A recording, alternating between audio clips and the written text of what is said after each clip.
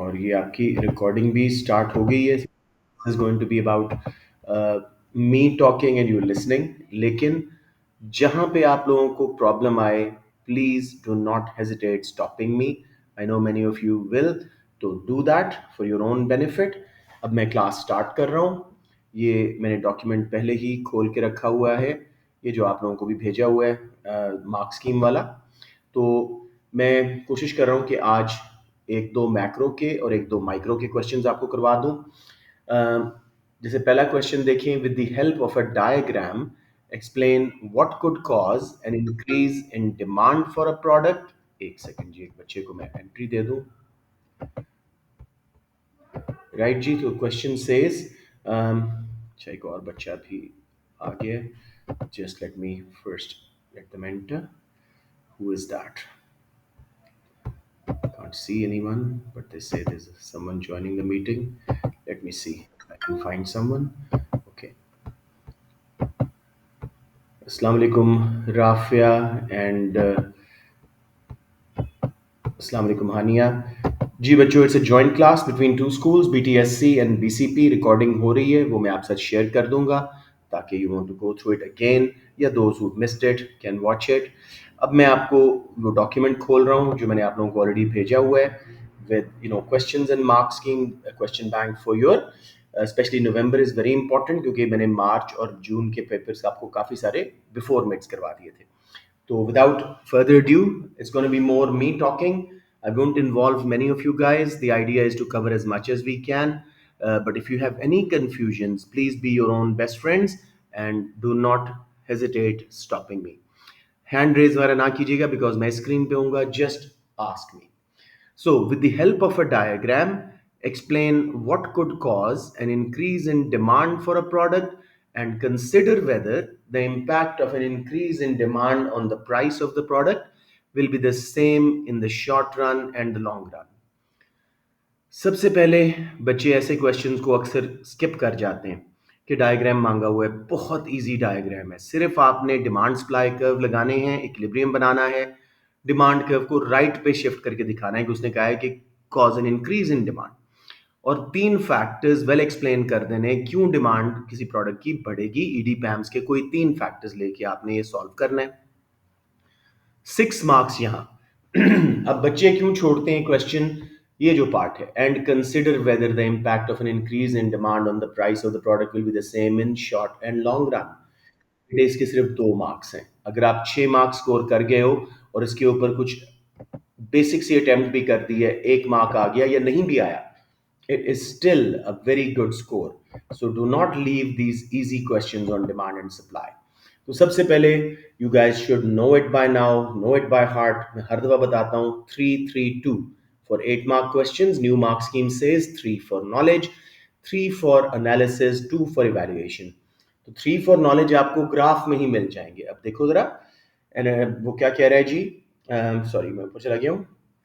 ये knowledge and understanding, sorry I am getting back up. वो कह रहा है जी, इसको मैं यहाँ से करता हूँ. हाँ, an understanding of the demand of a product, क्योंकि मेन टर्म आपकी डिमांड थी. तो वो कहता है shown through an accurate diagram. बेशक आप डिफाइन कर दो पहले और अच्छा लगेगा. Demand is the willingness and ability of consumers to buy a product at different prices per period ceteris पैरेबस.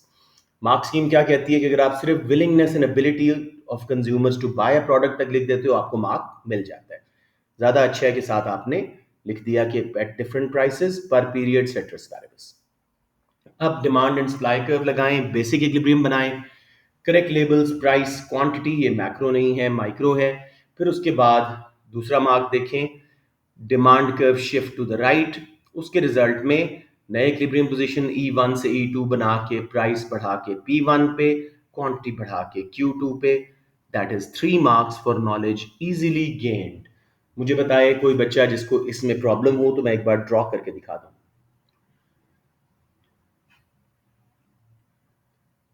Silence means there is no problem. All right. तो basically simply demand supply का equilibrium बनाना है, price quantity दिखानी है, फिर right पे shift करना है डिमांड कर्व को. ऑटोमेटिकली नया इक्विलिब्रियम बनेगा E2 पे, प्राइस बढ़ के P2 पे और क्वांटिटी बढ़ के Q2 पे. सिंपल.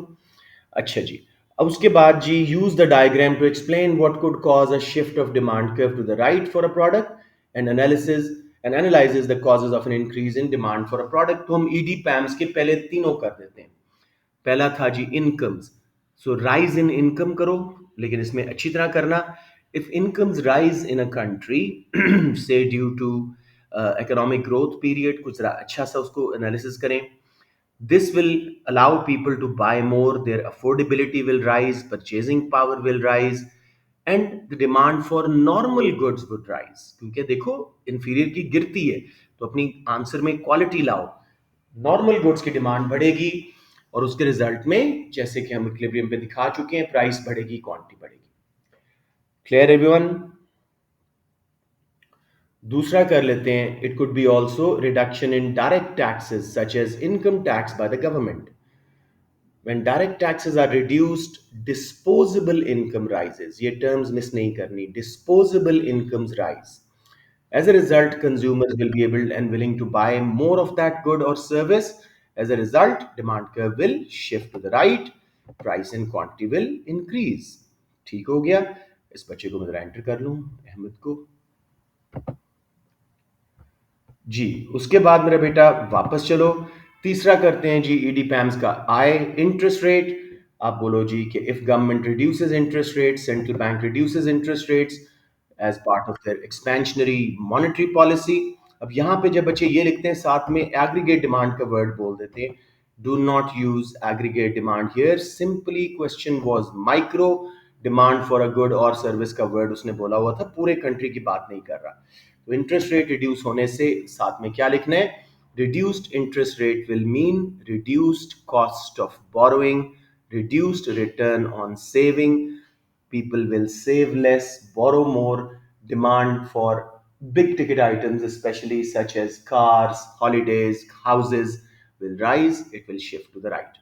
6 मार्क्स मेरे बेटे आपको मिल गए नॉलेज के ग्राफ बना के, 3 मार्क्स, और एक एक हर एनालिसिस पॉइंट का। किसी बच्चे को यहां प्रॉब्लम आई हो?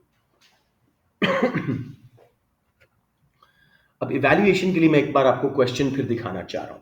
And consider whether the impact of increase in demand on the price of the product will be the same in the short run and the long run. अब यहां बच्चे बम्बूजल्ड होते हैं कि यार क्या ये तो हमने नहीं पढ़ा हुआ। हमने बिल्कुल पढ़ा हुआ है। डिमांड बढ़ी, प्राइस क्या होगी? ज्यादा। ठीक है, लेकिन कितनी ज्यादा होगी will depend on price elasticity of supply. कितनी आसानी से प्रोड्यूसर रिस्पॉन्ड कर रहे हैं। As we know, short run में पीईएस inelastic होती है। Short run is a period when at least one factor of production remains fixed। तो firm cannot add more capital, more machinery, hence even the rise in demand, firms cannot respond quickly, price will rise quicker, price will rise more। However, in the long run, when firm can add more capital, more machinery, as a result, they'll be able to respond more, supply curve will become elastic, and price rise will be smaller। किसी बच्चे को evaluation में problem आ रही हो? Excellent। I'll just give 332 pointers once again. 3 for knowledge. Make a basic equilibrium वाला diagram। Demand curve को right पे shift करें, ऑटोमेटिकली नए इक्विलिब्रियम पे प्राइस बढ़ेगी और क्वांटिटी भी।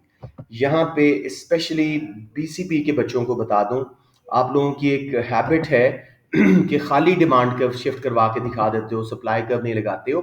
बेटे प्राइस एंड क्वांटिटी पे इफेक्ट तो दिखा ही नहीं सकते उस तरह। तो डिमांड सप्लाई दोनों लगाएं, डिमांड कर्व को बाहर शिफ्ट कराएं, प्राइस ऊपर, क्वांटिटी ज्यादा। 3 मार्क्स। फिर इनकम्स, डायरेक्ट टैक्सेस कम होना, इंटरेस्ट कम होना, अच्छी तरह एक्सप्लेन करके 3 मार्क्स एनालिसिस के आप ले लें। इवैल्यूएशन में पीईएस को बीच में लेके आए।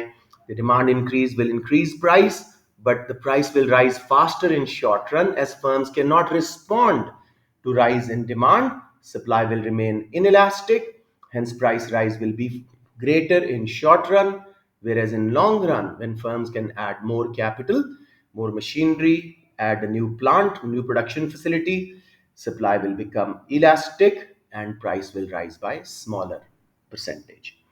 सबको क्लियर हो गया? 332 हमने नॉलेज, एनालिसिस और इवैल्यूएशन के हासिल कर लिए। Do not start writing the answer without thinking marks scheme guys. चलें। श्योर मेरे बेटा, I am happy that you are asking, because बच्चे इसमें शर्म करते हैं। इस वक्त शर्म नहीं करनी, ठीक है, वरना सीआई वाले दिन हम लोग शर्मिंदा होंगे। अच्छा, ये हमजा इफ्तिखार पुराने वाले हमजा आप हैं जो बीसी बीटीएससी में थे, शुरू में बिल्कुल आए थे।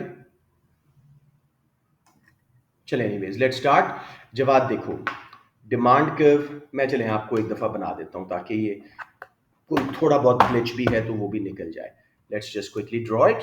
Late me take out word document. I don't know why my computer is responding so slow today. शायद काफ़ी दिनों बाद इस्तेमाल कर रहा हूँ, आई डोंट नो, या कोई वायरस वगैरह, God forbid. Let's see. Simply जी, आपको मैं ज़रा पहले, आपने ही नहीं बनाना, आपने सिंपल एक बनाना है। मैं आपको short run long run elasticity के हिसाब से बता रहा हूँ। शॉर्ट रन में मैंने सप्लाई कर्व इन इलास्टिक लगाया और डिमांड कर्व नॉर्मल लगाया। इक्विलिब्रियम हुआ, प्राइस, क्वांटिटी। अब नोट करो, डिमांड कर्व राइट पे शिफ्ट हुआ, इनकम्स बढ़ने से, डायरेक्ट टैक्सेस कम होने से कितनी ज्यादा प्राइस बढ़ी और क्वांटिटी थोड़ी, क्योंकि प्रोड्यूसर रिस्पॉन्ड नहीं कर सके।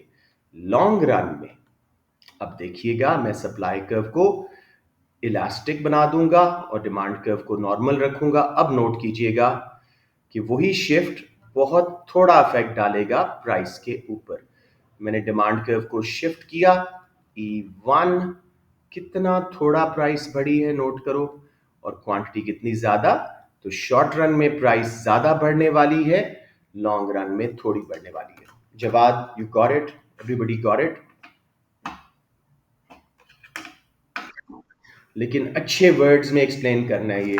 जो बच्चा इवैल्यूएशन का 1 मार्क भी स्कोर कर देता है ना, I am telling you that's a very bright child. दो तो दूर की बात है, एक भी कर लेना आप इवैल्यूएशन का स्कोर इसमें, और 4 मार्क्स वाले में दो, तो you doing a great job. चलें जी, let's go back to our question bank. पहला क्वेश्चन हो गया। दूसरा वाला मैं बहुत दफा करा चुका हूं, लेकिन एक बार फिर मैं जल्दी में करा दूंगा ताकि आप लोगों को बार बार सुन के ही रेपिटेशन से ये बहुत आसान हो जाए। इलास्टिसिटी इज वेरी इंपॉर्टेंट, इस दफा भी आएगा इंशाल्लाह, बहुत इंपॉर्टेंट चैप्टर है ये। तो let me just fix the screen. ये जी क्वेश्चन आपके सामने आ गया। असेस वेदर पीईडी और YED is likely to be of greater importance to a firm producing cars. अब यहां पे बहुत सिंपल स्ट्रेट फॉरवर्ड क्वेश्चन है, लेकिन अमूमन बच्चे क्या करते हैं कि वो सब थ्योरी सही लिख देते हैं, लेकिन नीचे वाली बात कि प्रोड्यूसिंग कार्स, उससे लिंक करना बिल्कुल छोड़ देते हैं। तो 3 से 4 मार्क्स आपके अप्लाई ना होने की वजह से क्वेश्चन गलत हो जाते हैं। So just listen the answer but apply. सबसे पहले नॉलेज एंड अंडरस्टैंडिंग के 8 मार्क्स हैं और 4 इवैल्यूएशन के हैं। जिस तरह 8 मार्क को हमने 3-3-2 में तोड़ा, नॉलेज एनालिसिस इवैल्यूएशन, इसको 4-4-2 में तोड़ते हैं। यानी नॉलेज एनालिसिस के 4 for PD, 4 for YD, 4 for evaluation. Which one is more important for a firm producing cars? तो बहुत सिंपली हम स्टार्ट करेंगे by defining price elasticity of demand. अब प्लीज, बहुत अजीब अजीब डेफिनेशंस बच्चे लिखते हो, मेक श्योर इन डेफिनेशंस को एक बार याद कर लो बेटे। सबका एक वर्ड चेंज होता है, डेफिनेशन इलास्टिसिटी की बन जाती है। PD is the major of responsiveness of quantity demanded to a change in price of the product. Simple. कई बार बच्चे अजीब सा ये वर्ड बोल देते हैं जिसकी वजह से इसका मीनिंग टोटली चेंज हो जाता है, और मीनिंग जब चेंज होता है तो जाहिर बात है स्कोर नहीं आते। सो जस्ट मेक श्योर कि आप बहुत अच्छे तरीके से इनको डिफाइन करना सीखो। It is a measure of responsiveness of quantity demanded to a change in price of the product. Simple. साथ ही फॉर्मूला दे दो, हमेशा ऊपर क्वांटिटी आएगी। Percentage change in quantity demanded divided by percentage change in price, that is it. कुछ बच्चे into 100 कर देते हैं, नो इंटू 100, ये ऑलरेडी परसेंटेज चेंज है। फिर हम अभी कर देते हैं वाईडी को भी define. It is a measure of responsiveness of quantity demanded to a change in consumers income. उसमें प्राइस ऑफ द प्रोडक्ट था, इसमें कंज्यूमर्स इनकम आ गया, और फॉर्मूला में भी एक वर्ड चेंज हुआ, percentage change in quantity demanded divided by percentage change in income. अब असूलन आपके 2 मार्क्स आ चुके हैं, लेकिन यू थिंक कि मैंने 4 लेने हैं जी पीडी के लिए और 4 लेने हैं वाईडी के लिए। अब पीडी का यूजेज हम कई दफा कर चुके हैं। A firm producing cars can use the knowledge of PED formula and find out if its demand is elastic. For example, if there are many similar models of the car available, many substitutes available, the demand will be elastic. All I've done is apply one of the factors. Demand elastic है, वो कैसे उसके knowledge का फायदा उठाए? The car producer should cut या reduce price of his cars. A smaller, अब बिल्कुल ऐसे लिखना है वरना सीआई मार्क नहीं देगा. A smaller percentage fall in price will lead to a greater percentage increase in quantity demanded. Revenue will rise. जी बेटे बोले कुछ सवाल था? जी जी मिस मासिल.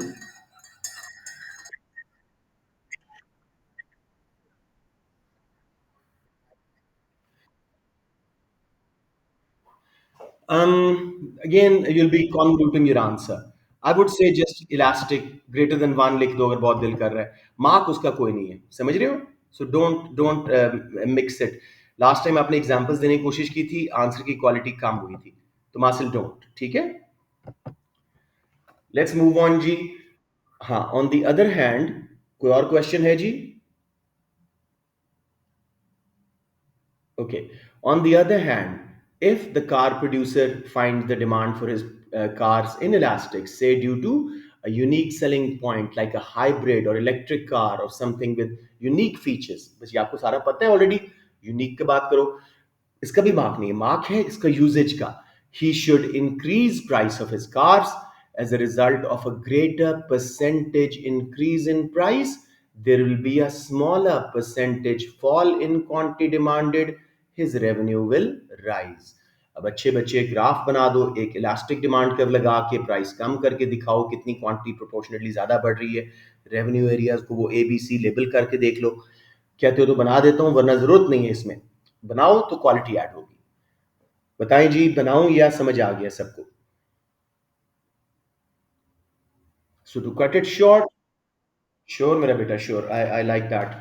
क्योंकि अगर आप लोग इसको अच्छी तरह बनाना सीख जाएंगे तो स्कोर आपके ज़्यादा आसानी हो जाएंगे. थ्योरी में कोई कमी थी तो यहाँ पे पूरी हो जाएगी. लेट्स सी जी. पहला वाला ये है, इसको थोड़ा सा और करते हैं. ये है जी आपका एक इलास्टिक डिमांड कर्व, जितना हॉरिजॉन्टल उतना इलास्टिक. प्राइस डिमांड कर्व तक जाओ, कोई गैस नहीं है, ये क्वांटिटी बिक रही थी. थोड़ी सी प्राइस कम करें P1, देखो क्वांटिटी कितनी ज्यादा बढ़ी है कि मुझे डिमांड कर्व को एक्सटेंड करना पड़ा. और रेवेन्यू पहले था जी P into Q, A plus B, अब है B plus C. B C is greater than A B, तो उसका रेवेन्यू बढ़ गया है. समझ आ गया मेरा बेटा कितना इजी है ये? किसी को प्रॉब्लम आ रही हो इसमें? Again proper labels, price, quantity. जी, अब डिमांड इन इलास्टिक का मैंने बनाया है वर्टिकल सा. प्राइस दी, क्वांटिटी बनाई, बहुत ज्यादा मैंने प्राइस बढ़ाई है, डबल से भी ज्यादा. और क्वांटिटी ना गिरने के बराबर गिरी है. तो पहले मेरा रेवेन्यू था ए बी, अब है ए सी. और इस केस में A C is greater than A B. आप पूरा ऐसे फॉर्म में लिखेंगे, रेवेन्यू बढ़ गया. किसी बच्चे को problem? Again don't get to disturbed about the graphs. Theory आपने सही लिख ली, आपके स्कोर पूरे आ जाएंगे. एनी प्रॉब्लम्स बच्चों? Okay, back to the question. एक बार मैं आपको जुबानी जल्दी से बता दूं. Define PD, give the formula. फिर शुरू हो जाओ जी. If the cars demand is elastic, say due to many substitutes of similar cars available, similar models available in the market, producer should reduce price. A smaller percentage reduction in price will cause a greater percentage increase in quantity demanded. Revenue will rise. Smaller या greater काफी नहीं है, percentage साथ लगाना पड़ेगा, proportionate साथ लगाना पड़ेगा. अब मैं inelastic में proportionate का word use करूंगा. If demand is inelastic for the car, say due to being a unique hybrid car, electric car, producer should increase price. A greater proportionate increase in price will cause a smaller proportionate fall in quantity demanded. Revenue will rise. अब I hope कि अगर आपके मॉक्स में ऐसा कोई question आए तो आप लोग ये परसेंटेज प्रोपोर्शनेट सही तरह यूज करेंगे। अब बच्चों 3 मार्क्स आपको आ चुके हैं, एक डेफिनेशन फॉर्मूला का, एक इलास्टिक के फायदे का, एक इनइलास्टिक के। चौथा मार्क कैसे आएगा? जब पीईडी की लिमिटेशंस बता दोगे। Analysis means both good and bad sides. अब यहां पे कहिए, however PED is a limited knowledge, it is based on ceteris paribus, other factors keep changing, the data may be old and historic, may be inaccurate because of market research data है तो inaccurate हो सकता है, may be out of date, बहुत काफी है। सब इलास्टिसिटीज के सेम प्रॉब्लम्स। अब चलते हैं जी वाईडी के साथ सेम। पहले डेफिनेशन दें। It is a measure of responsiveness of quantity demanded to a change in consumers income. Formula दें, परसेंटेज चेंज इन क्वांट, लिखें बकायदा, Y E D is equal to का साइन मैथमेटिकली लिखें, परसेंटेज चेंज पूरा English में in quantity demanded divided by percentage change in income. अब बताएं जी, if the producer is making normal or luxury cars and incomes in the country are rising, incomes in the country are falling, he should add to his product range some inferior cars, some low budget cars, so that consumers who are now going to buy more of inferior goods, they buy more of that car, and the revenue lost from normal and luxury cars can be recovered. समझ आ गया बच्चों? उल्टा लिखें, if the producer is producing an inferior model of a car like a two door, a coupe, sorry, as a result he should switch to making normal cars with better features, better luxury features, better quality build and all that, if incomes are rising, because demand for normal goods will rise now, so he can recover the revenue lost from his inferior cars from making normal या superior cars. ये basic है। अब यहीं पे उसकी valuation करते हैं साथ में। However, switching from one type of cars to another will take a long time, a lot of investment, a lot of training for the workers, and sometimes consumers may not be able to associate a quality, high quality image with a previously inferior car producer. जैसे हमारी कोई Suzuki वगैरह कल को 5 करोड़ की गाड़ी release करते हैं तो कंज्यूमर्स कहेंगे यार सुजुकी बना रहे हैं, बहुत माइंड में वो एक इमेज ही नहीं आता। तो ये आपका हो गया। But again YD knowledge can be historic, outdated, it may be based on sample based research, and citrus paribus factors may keep changing, other factors may keep changing, income is not the only factor। ये हो गया जी। अब evaluation 4 marks की, दोनों में से हमेशा आपको बताता हूं PD is much more useful as price of the cars is in direct control of the automobile manufacturer, whereas consumers income is not in his direct control. Secondly, G, price change can bring immediate results in terms of revenue and demand. However, switching from inferior to normal cars will take a long term, so YD is more useful in the long run. At the end, both PD and YD are guesstimates, inaccurate. Business should look at other elasticities and the market conditions before making changes to prices and production decisions.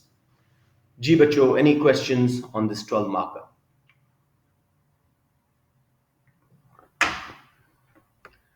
चलें, अब मैं चल रहा हूं, सो बहुत जल्दी आगे चला गया हूं। ठहरें जी, मैं अब एक माइक्रो का कर लिया, एक मैक्रो का कर लेते हैं। अच्छा, सारे ये पीईडी का ही है, ये भी कर लेते हैं। पीईडी के क्वेश्चन चलें, अच्छी बात है कि बार इलास्टिसिटी जरा कवर हो जाएंगी। With the help of a formula explain what is meant by the term price elasticity of demand for a product and consider the extent, ये वैल्यूएशन के 2 मार्क्स हैं, to which it allows an entrepreneur to determine the effect of price changes on the total expenditure on their product. अब यहाँ word expenditure आने की वजह से जब मैंने असाइनमेंट के तौर पे स्कूल्स में दिया था तो बच्चों ने बहुत बुरे आंसर किए थे। बेटे, एक्सपेंडिचर जो कंज्यूमर करते हैं वही फर्म्स का रेवेन्यू होता है। There is no difference between the two terms.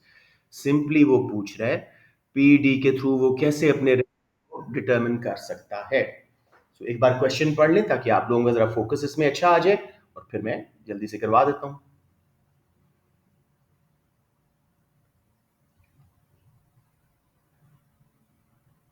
Okay, let's start now. सबसे पहले वही 3 चीजें, नॉलेज के 3 मार्क्स, फिर एनालिसिस के 3, फिर इवैल्यूएशन के 2।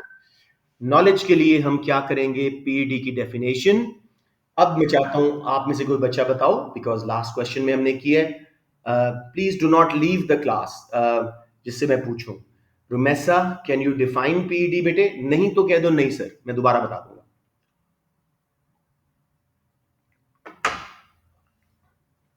जल्दी मेरा बेटा, शाबाश। यस और no will do. This doesn't help anyways. मुझे बता दें हानिया, आप बता दो बेटे पीईडी की डेफिनेशन जल्दी से।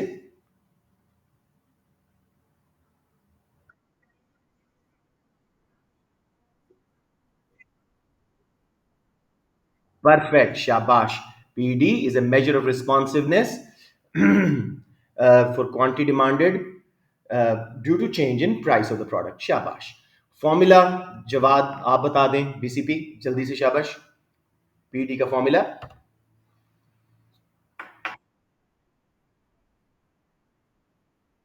वेरी गुड, मैं दोबारा बोल देता हूं बिकॉज रिकॉर्डिंग में बच्चों की आवाज नहीं आती somehow. Percentage change in quantity demanded divided by percentage change in price. इसको मेस ना कीजिएगा, प्राइस ऊपर क्वांटिटी नीचे सब गड़बड़ हो जाएगी। क्वांटिटी डिमांडेड हमेशा ऊपर नीचे प्राइस। 2 मार्क्स आ गए। तीसरा मार्क आएगा for meaning of elastic inelastic. अब जरा नीचे मार्क्स की में देखो। First mark for a clear understanding of meaning of PD, जैसे हानियन डिफाइन किया, 1 मार्क मिल गया। Plus an accurate formula, Jawad ने बिल्कुल सही बोला, 1 मार्क मिल गया। Plus a clear understanding of what is meant by price elastic and price in elastic.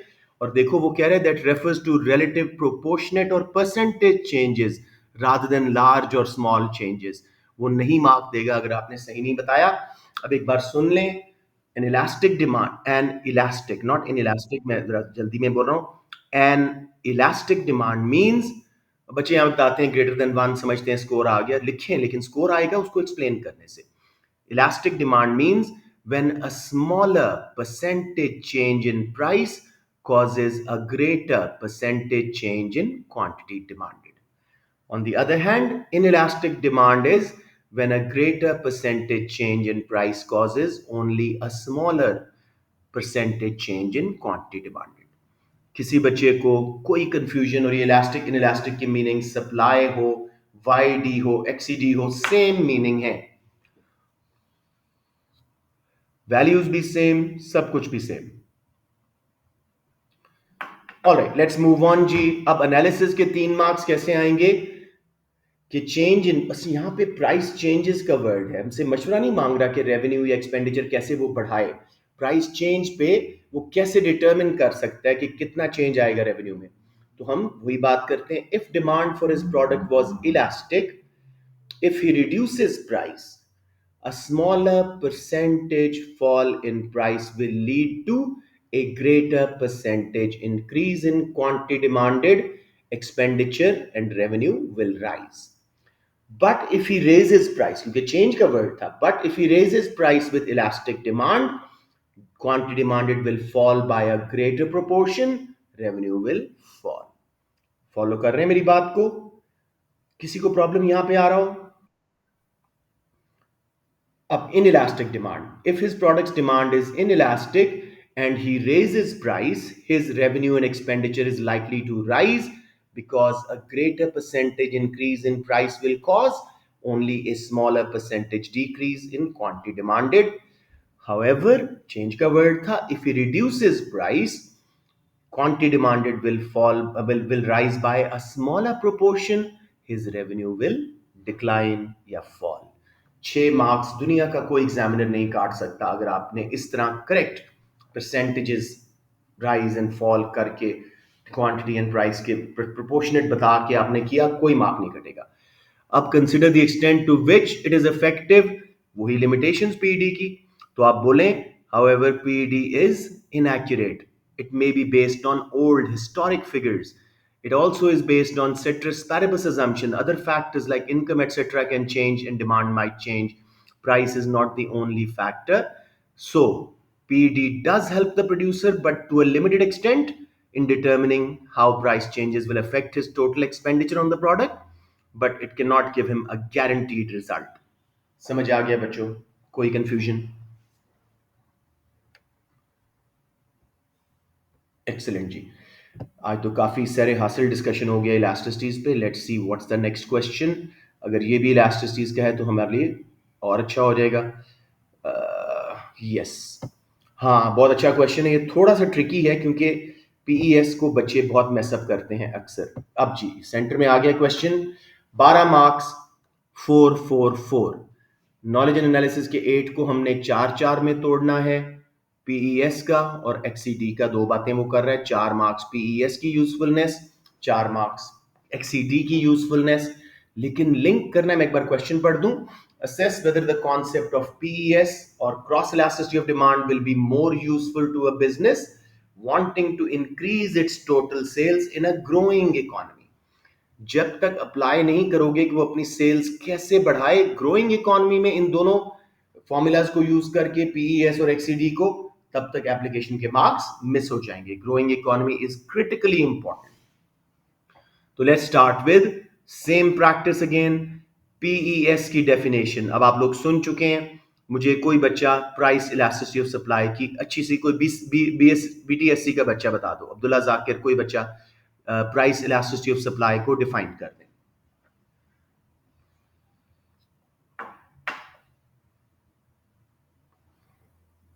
BTSC का कोई बच्चा, माजिन, अब्दुल्ला, मोइज, वली, anyone.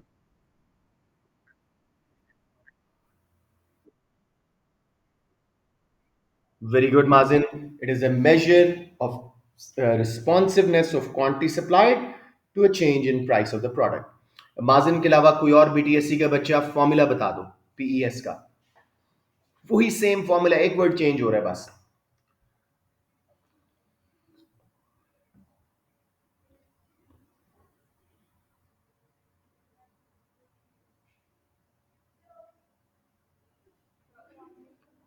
Abdullah, anyone?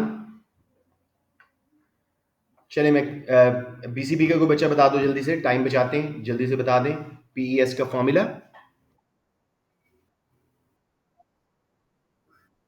Perfect. PES लिखें, इक्वल टू का साइन दें, percentage change in quantity supplied, divided by की line लगाएं, percentage change in price नीचे लिखें। एक मार्क नॉलेज का मिल गया। अब पीईएस की बात करते हैं। इसके फैक्टर्स में से ही हमने निकालना है कि कैसे यूजफुल है एक बिजनेस के लिए when he wants to increase his sales in a growing economy. Using price elasticity of supply formula, he can find out whether his supply is elastic or inelastic. In a growing economy, if he's producing normal goods, his demand should be increasing and he should be able to respond quicker in order to increase his revenue and sales. Follow कर रहे हो? हमने कैसे link किया? PES को पकड़ा, formula ने उसको क्या बताया कि आपकी सप्लाई इलास्टिक है या इनइलास्टिक है, कितना जल्दी रिस्पॉन्स कर सकोगे अगर आप नॉर्मल गुड्स बना रहे हैं, डिमांड आपकी बढ़ने वाली है, कितना जल्दी रिस्पॉन्ड कर सकोगे, ये पीईएस का फॉर्मूला आपको बता रहा है। So if the supply is elastic, he can quickly respond to any rise in demand and price and earn higher revenue. But if the supply was inelastic, he can start thinking about investment decisions. He can start thinking of adding more capacity, adding new machinery, training his workers so his production process becomes faster and shorter. So whenever the demand rises due to growing economy, he can immediately respond by increasing his sales. Supply फौरन respond करवा सके। समझ आ रहा है बच्चों? Other than that, he can also decide how much level of stocks of raw materials or finished goods to keep. If his product's demand is rising in the growing economy and he wants to increase his total sales, he should keep a larger amount of finished goods and raw material stock so he can immediately respond and increase his revenue. So तीन decisions हमने उससे करवाए हैं। Formula लगा के उसने calculate करा कि भाई मेरी गुड इलास्टिक है कि इन इलास्टिक सप्लाई है। इलास्टिक है तो यस, फटाफट सप्लाई बढ़ा सकूंगा, रेवेन्यू बढ़ा दूंगा जब भी डिमांड बढ़ेगी ग्रोइंग इकोनॉमी में, अगर नॉर्मल गुड बना रहा है।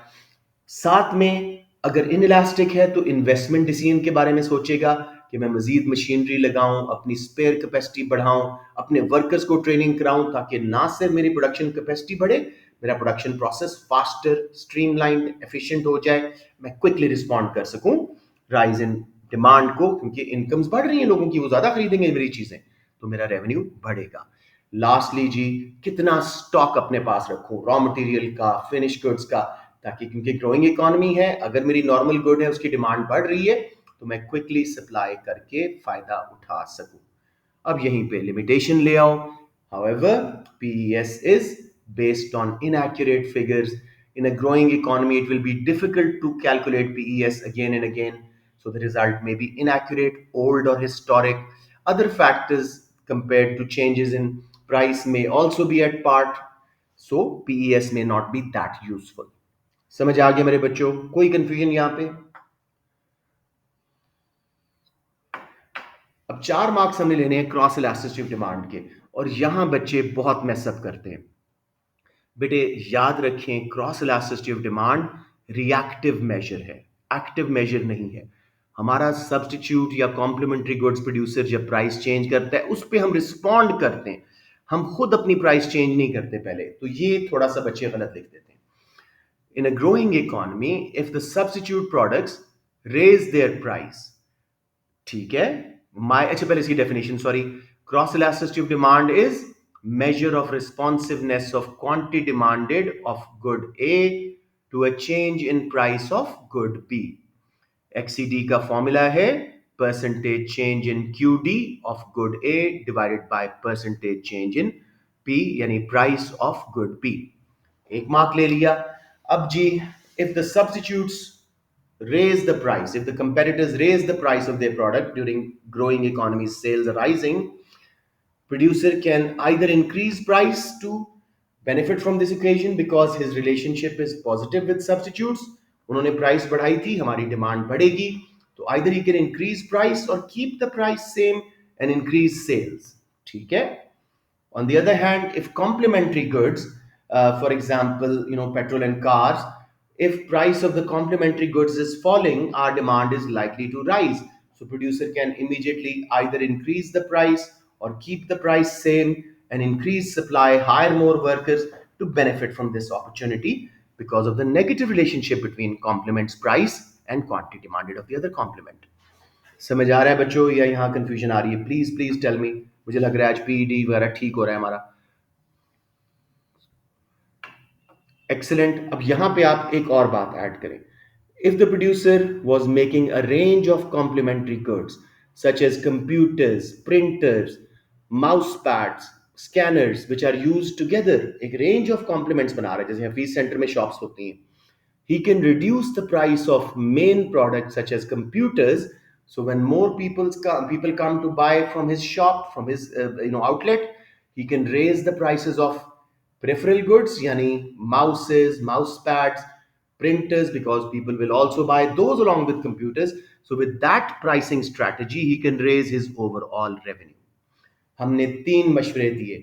अगर सब्स्टिट्यूट गुड अपनी प्राइस बढ़ाती है, आपकी डिमांड बढ़ने वाली है ग्रोइंग इकोनॉमी में, फटाफट सप्लाई बढ़ाओ, प्राइस भी बढ़ा सकते हो और अपना रेवेन्यू बढ़ाओ। अगर कॉम्प्लीमेंट की प्राइस गिरी है, आपकी डिमांड बढ़ने वाली है, प्राइस भी बढ़ाओ, स्पीड से सप्लाई बढ़ाओ ताकि रिस्पॉन्ड कर सको और रेवेन्यू बढ़ा सको। अगर खुद एक रेंज ऑफ कॉम्प्लीमेंट्री गुड्स बना रहे हो, मेन गुड की प्राइस कम कर दो, जैसे रेस्टोरेंट मील्स की प्राइस कम कर दो, French fries, cold drinks, coleslaw वगैरह की प्राइस बढ़ा दो, ओवरऑल रेवेन्यू आपका बढ़ जाएगा, जिसको बोलते हैं लॉस लीडर स्ट्रैटेजी। ये फिर यहीं पे आप वैल्यूएशन करो कि भाई एक्सीडी भी जो है ओल्ड हो सकती है, हिस्टोरिक हो सकती है, ग्रोइंग इकोनॉमी है, मुसलसल फिगर्स चेंज हो रहे होंगे, सो इतनी यूजफुल हो सकता है ना हो, सिट्रस पैरेबस फैक्टर्स चेंज होते रहते हैं, इनकम फैशन वगैरह। अब इवैल्यूएशन में हम यहाँ पे इंटरेस्टिंगली इनकम इलास्टिसिटी की तारीफ करेंगे, because growing economy means incomes are rising, तो income elasticity is more important. As discussed above, both PES and XCD can be used by business who wants to grow his sales in growing economy. But first thing that he needs to do is have the right products, the normal goods or the superior goods, because in growing economy only their demand will rise. So maybe the use of YED, income elasticity of demand, will be more relevant to him more than PES and XED. He should make the right goods, normal goods. If he's making inferior goods, switch towards normal and superior goods so that his demand actually rises and he can benefit from this period of boom. To conclude, he can use all kinds of elasticities, but mainly YD is more useful in a growing economy. But he should look at market conditions before changing the type of goods he's producing or changing prices and production. बच्चों समझ आ गया? कोई confusion? Excellent जी, हमारा time भी अब almost खत्म हो गया है। थोड़ा सा 8 मार्क का एक क्वेश्चन देख लेते हैं मैक्रो का, और क्लास बंद करते हैं। ये कौन सी है? अच्छा, ये भी कोई अच्छा, ये तो वही है जो क्वेश्चन हमने भी किया। अब मैं मैक्रो का देखना चाह रहा हूँ। अच्छा, उसकी वैल्यूएशन चल रही थी। पीईएस का एक और क्वेश्चन है। चलें, इसी को आज इलास्टिसिटीज के नाम करते हैं क्लास। आज कल मैक्रो कर लेंगे। पीईएस का आखिरी क्वेश्चन करके क्लास बंद। The price elasticity of supply PES for a new smartphone is estimated to be 0.8 in short run, जो ऊपर हमने बात की थी, and 1.8 in long run. Explain what these estimates mean for producers and consumers of smartphones and considers why the estimates differ. अब मेरे बेटा, consider की डिफर क्यों करते हैं? एस्टिमेट सिर्फ 2 मार्क्स हैं, हमारे 3 मार्क्स हैं। सिंपली वही 3 for knowledge, 3 for analysis, 2 for evaluation, 3 3 2। Knowledge के लिए डेफिनेशन, फॉर्मूला पीईएस का, और उसके बाद मेरा बेटा meaning of elastic in elastic. क्या? ओके, तो देखिए इसको जरा। सबसे पहले बार बार कर रहे हैं, PES is a measure of responsiveness of quantity supplied to a change in price. अपने बैग में डालो 1 mark. The formula is percentage change in quantity supplied over percentage change in price, दूसरा mark. Elastic supply is when a smaller percentage change in price causes a greater percentage change in quantity supplied, and inelastic is when a greater percentage change in price causes only a smaller percentage change in quantity supplied. 3 marks bag में डालो आसानी से। ये कभी miss नहीं करना मेरे बेटो। ये देखो, meaning of PES, formula, explanation of what is meant bye elastic या इनइलास्टिक, कोई एक भी कर दोगे आपको तीसरा मार्क मिल जाएगा, इलास्टिक या इनइलास्टिक। अब मेरा बेटा वो कहता है जी कि ये फिगर्स डिफर क्यों करते हैं, उनका मतलब क्या है? 0.8 शॉर्ट रन में और 1.8 long run. 0.8 PES in short run means inelastic supply, because short run is a period of time when at least one factor of production, capital yani machinery, remains fixed. Firms do not have enough time to set up a new plant, add more machinery, so their supply remains inelastic. Hence 0.8. अब यहां explain कर दो। 0.8 means 1% change in price will cause only 0.8% change in quantity supplied. Her elasticity के figure का मतलब ये होता है कि 1% प्राइस चेंज हो तो कितना इस पे चेंज आ रहा है। In long run, when all factors of production are variable, supply becomes elastic. Now it is 1.8, which means firm can add more capital, more machinery, and easily respond to price changes. As a result, supply has become elastic. 1% change in price is causing 1.8% change in supply. अब वो कहता है जी producers और consumers को ये कैसे beneficial हैं। Producer will find out if is demand, if is supply for smartphones is elastic और इनइलास्टिक। ठीक है, और वही जो हमने ऊपर देखा था। So he can see how much he can respond to price changes in order to increase his revenue, whether he needs to invest more, add to spare capacity, train his workers if supply is inelastic. ठीक है, और consumers को availability के बारे में पता लगेगा कि शॉर्ट रन में स्मार्टफोन्स इतनी आसानी से नहीं मिलेंगे, इनइलास्टिक सप्लाई है। लॉन्ग रन में उनको सप्लाई जरा आसानी से मिल जाएगी। फिगर्स क्यों डिफर कर रहे हैं? शॉर्ट रन लॉन्ग रन की वजह से, फैक्टर्स ऑफ प्रोडक्शन कांस्टेंट होने की वजह से शॉर्ट रन में एक फैक्टर ऑफ प्रोडक्शन, और लॉन्ग रन में वेरिएबल होने की वजह से। एक बार मार्क स्कीम देखते हैं। नॉलेज के 3 हमने ले लिए थे। एनालिसिस में analysis of Y, sorry, analysis of, ये ऊपर थोड़ा सा, यस, थोड़ा सा मेरी स्क्रीन आज, या analysis of why the values में differ due to time period, level of stock, change in production process. वही शॉर्ट रन में एक फैक्टर प्रोडक्शन इनइलास्टिक होता, अपना फिक्स्ड होता है कैपिटल, तो हम सप्लाई इनइलास्टिक रहती है। Up to 2 marks for each reason explain. आप कोई भी फैक्टर्स ले ले, level of stocks, perishable goods, whatever, short run में, लॉन्ग रन में वही इलास्टिक में करते हैं। Evaluation में an assessment of as to why the impact on consumers and producers may differ according to these different estimates on availability, pricing and investment decisions. समझ आ गया मेरे बच्चों? कोई कंफ्यूजन? Excellent जी, तो I'm going to close the class, just waiting for any questions that you may have. No questions बच्चों? चलें जी, I'll just close the recording and make it available to you right away.